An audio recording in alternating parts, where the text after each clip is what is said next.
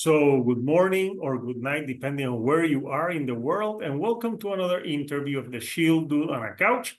I'm your host, Hector, and today I'm joined by Luiz Felipe Netto, and he's the singer and guitar player for Piah Mater, which is a band from Brazil. So, Luiz, how are you today? Great. Thank you for having me. Oh, no, thank you. So, I listened to the new album that's coming out this Friday, July the 5th. So pretty interesting things. So yeah, I know that for people that don't know the band, tell them a little bit about the sound of Piah Mater. Sure.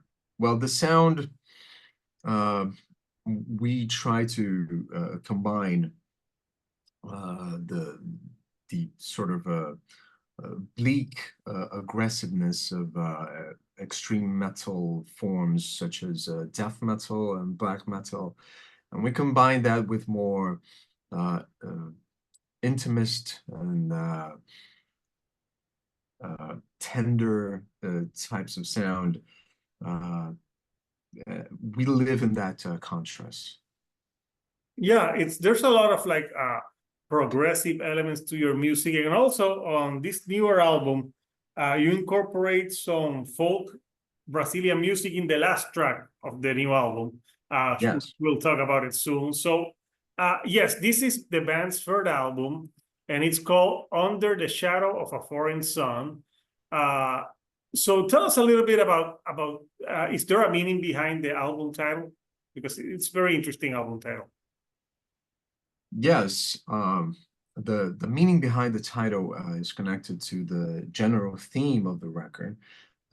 It's where the songs ended up going towards, and it is this idea that you find yourself in a situation in a particular place, a country, city, or whatever, that you feel a sort of disconnect with where you are, either through the customs that are more preeminent at that time, or socio-political circumstances that make you feel that you don't really belong there and that maybe you would be better off somewhere else. So each song tries to portray that through a different light.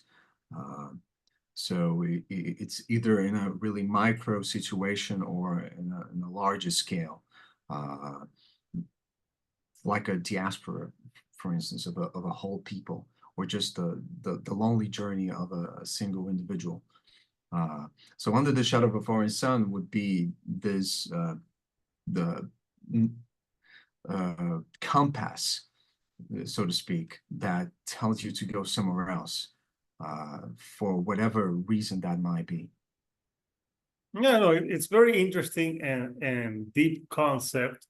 And on this album, you experimented, and you have a song that ends the album, Carnícula, which is actually in Portuguese language. Tell me a little bit about having this track added and being obviously in your native language. Yes, that is a song that it just came to me initially through melody, and once I picked up the guitar, the main arrangement was created around that initial melody. And well, it comes from a place of trying to figure out new ways of expressing ourselves, new ways that are more in line with where we are in terms of geography, I say. I'm always striving to find whatever it is that makes us unique, and go overboard on that. So we are Brazilian. We are, that makes us unique in a way, making this type of music. Not many bands here. So I wanted to try to make something that make a song that really explore more of the types of music that we have here.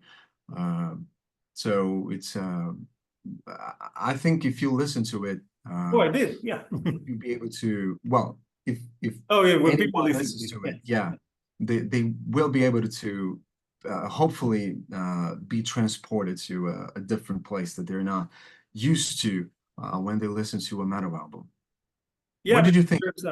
there's like an acoustic part, and you have a female guest singer as well on that Yes. song, which adds it, that flavor, and it's the album closer. So it's a great way to close it, and it's mostly that traditional music, but at the end it gets like heavier, and then you Yes. finish the album on a heavy note. But I thought it was good that you could incorporate part of that type of music into the sound. Also, you have some long tracks here on the album. I really like Fallow Garden, which is almost 11 minutes. And there's a great like saxophone part on that song with some very like lush, clean guitars on it. Tell me a little bit about that track. Yeah, that was also one of the earliest ones uh, that that I wrote, and I believe it's a different song from the types of songs that we have in our catalog, in the sense that it explores a theme uh, more repetitively, as opposed to having sections within a song that go from one place to the next. That whole song, through its 11 minutes, it goes through a theme and it repeats it until we get the, the the most out of that theme. So when I wrote the riff, instantly I heard a saxophone playing that line, playing the theme, and it reminded me of uh, some records that are really important to me by this Norwegian artist called IHSAHN. Oh, And yeah. yeah, so I heard that in my head. He has albums like After and Eremita that really played a really important role in my formation as a writer, as a musician, and I figured, why not make that some sort of a homage to that sound. So instead of just asking someone to replicate that sound, I could just go straight to the source. So we contacted Jochen Monkby, which is the saxophone player that played on this record. And we asked him to do it, and he gladly agreed to, and he's on the record. Yeah, no, and I know you work with some of the producers that also work with IHSAHN. Yeah, great artist. Did you enjoy his new album that he put out this year? Amazing album for IHSAHN. Yeah. Sure, yeah. Less so than the previous ones, I would say, but I appreciate the effort at trying to expand his sound and trying to do something different. I think the orchestral arrangements at some point they they felt too much, I would say. Okay. Sometimes it's one of those cases where the less you add, the more the bigger it sounds. But that's just me. But prior to that, I think he had a impeccable catalog. Okay. No, Yeah, yeah. and by the way, we didn't work with any producers that worked with IHSAHN. We mastered the album, You mastered. Yeah.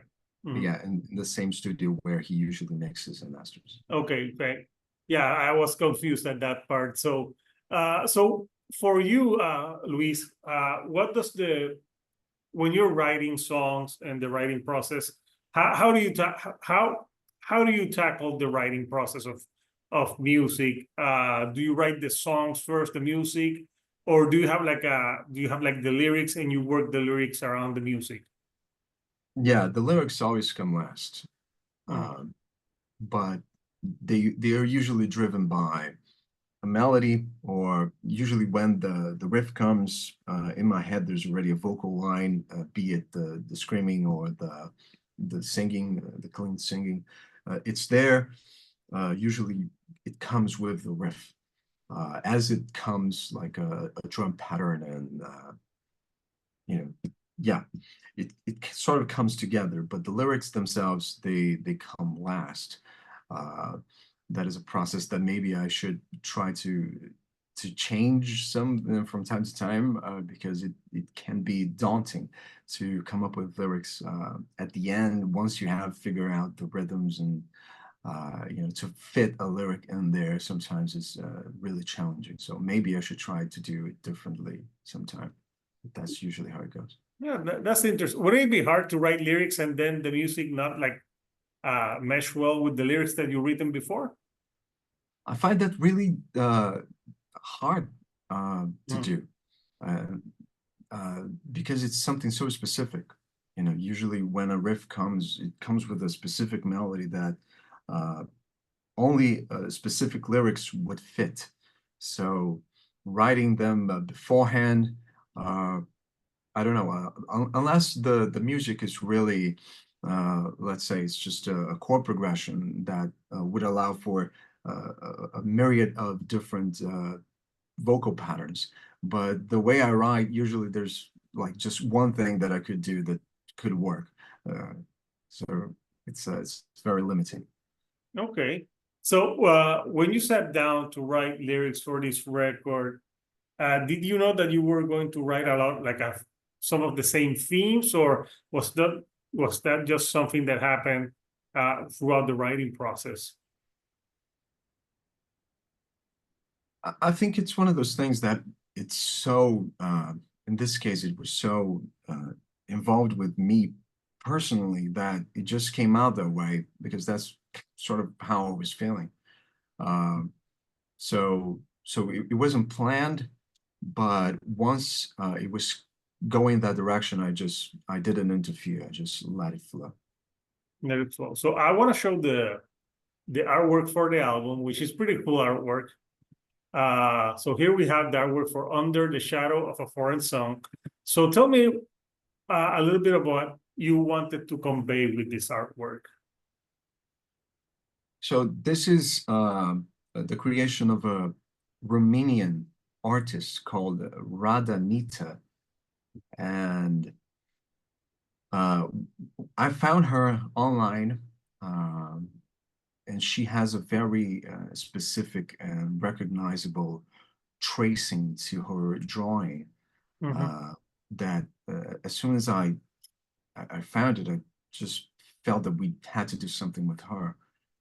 And luckily, she agreed to do it. She had time on her schedule to fit us in, but she almost didn't make it. So I'm really glad that she was able to do it. And once she agreed, we started talking about the concept, and I told her what the idea was, and told her that it would be nice to have the Macau over there. Yeah, because there's a song that features the macaw. Yeah. Yes, that's kind of a symbol for it goes deeper than that, but it's a symbol for the record, for the things that kind of call you to your homeland, that the beauty and those things that make you want to stay because they're just so perfect. So the Macal is there, the peregrine, the pilgrim, I should say, in the figure of the woman, and the city. The sun is there, and the flowers of the fallow garden.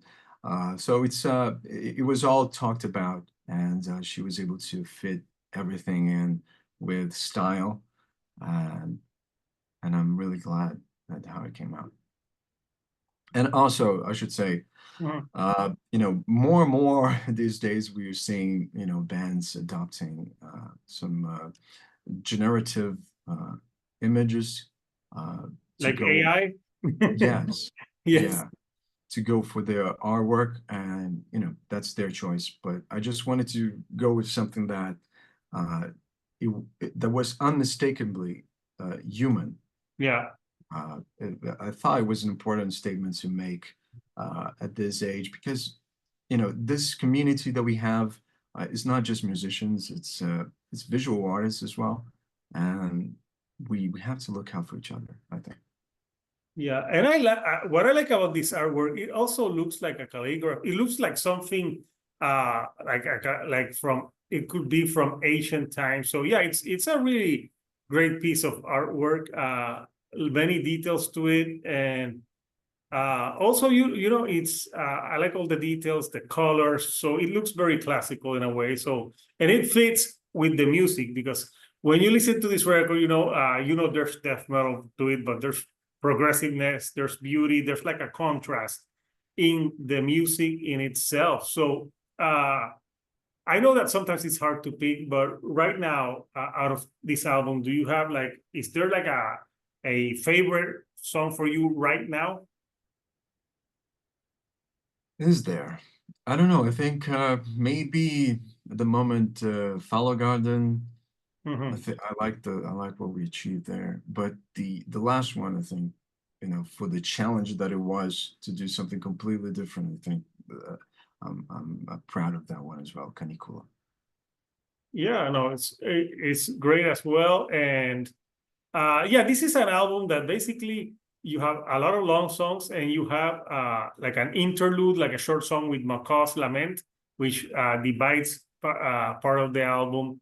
Uh, so you being a band from Brazil, like how's the metal scene right now in Brazil?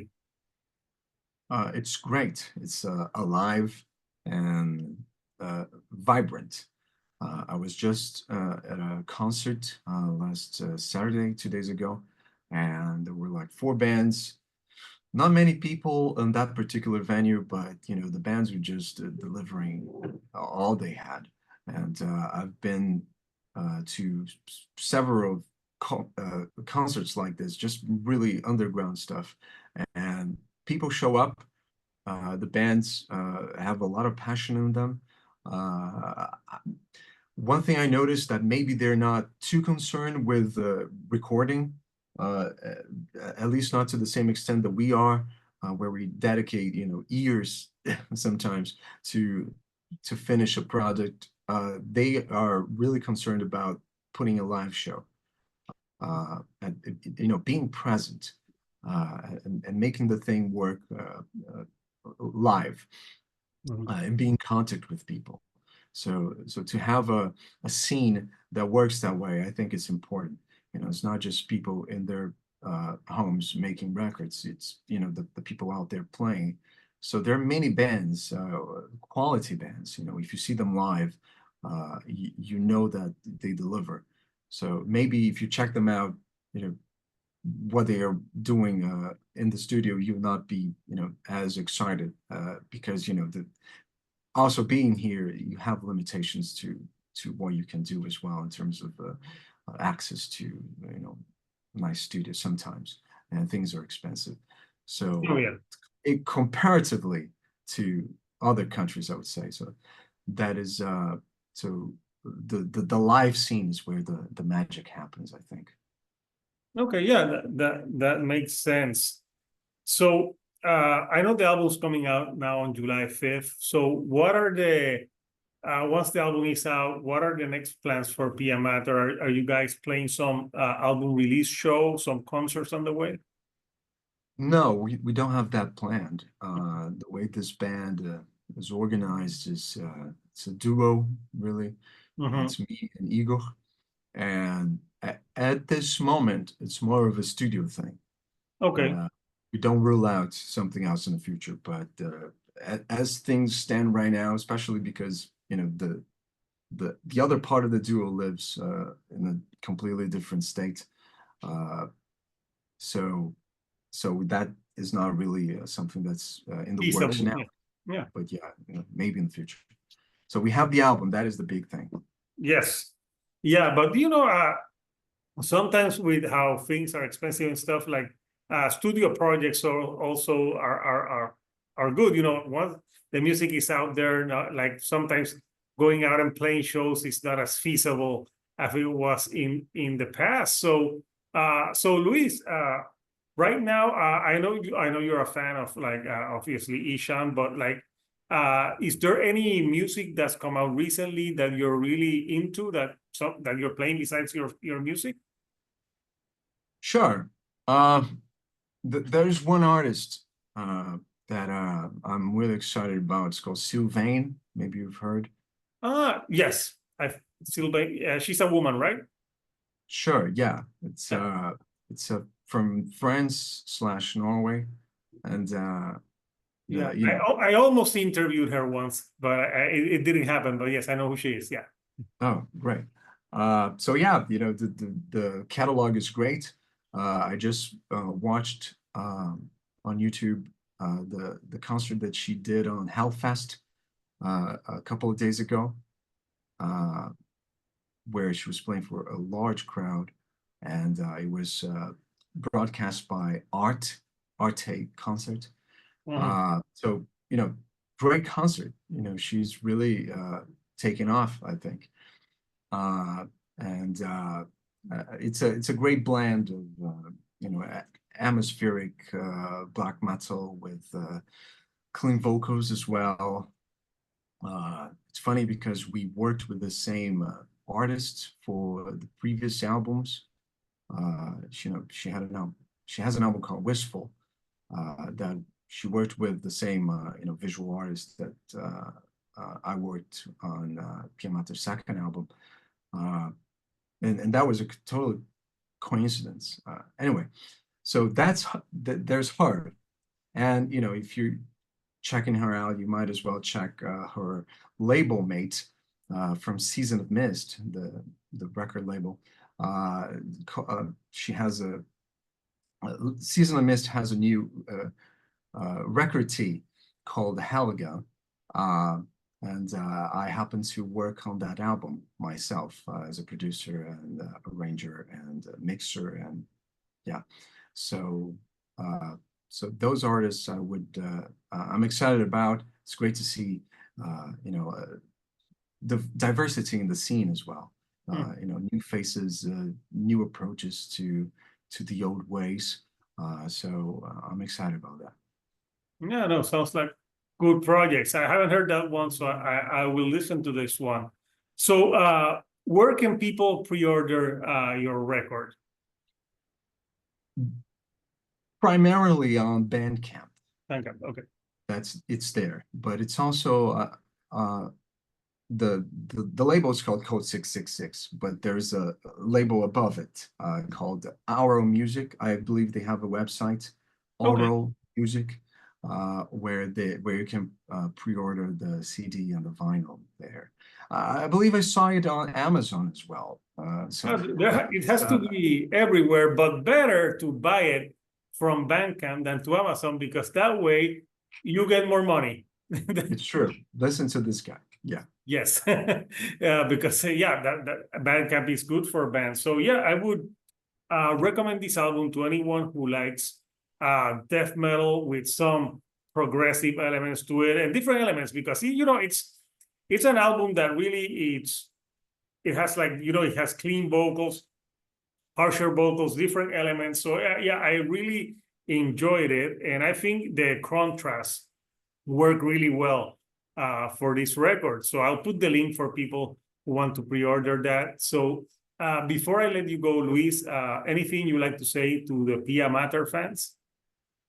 Well, thank you for watching. Thank you for your viewers as well for giving this a chance. Yeah, new album. It's called Under the Shadow of a Foreign Sun. It's coming out this Friday, July 5th. If you were watching this past, it's out already, and you can check out on all streaming platforms. And it's out on CD and vinyl as well, which I'm excited about. I've never released anything on vinyl. I'm looking forward to holding that in my hands. Yeah, yeah, no, I'm sure it's pretty exciting to hold that piece of vinyl in your hand that you worked so hard on, and it has to sound great on vinyl. So yeah. So Luis, I want to thank you for taking some time, you know, to chat with me virtually from the couch from Rio de Janeiro, Brazil to San Juan, Puerto Rico.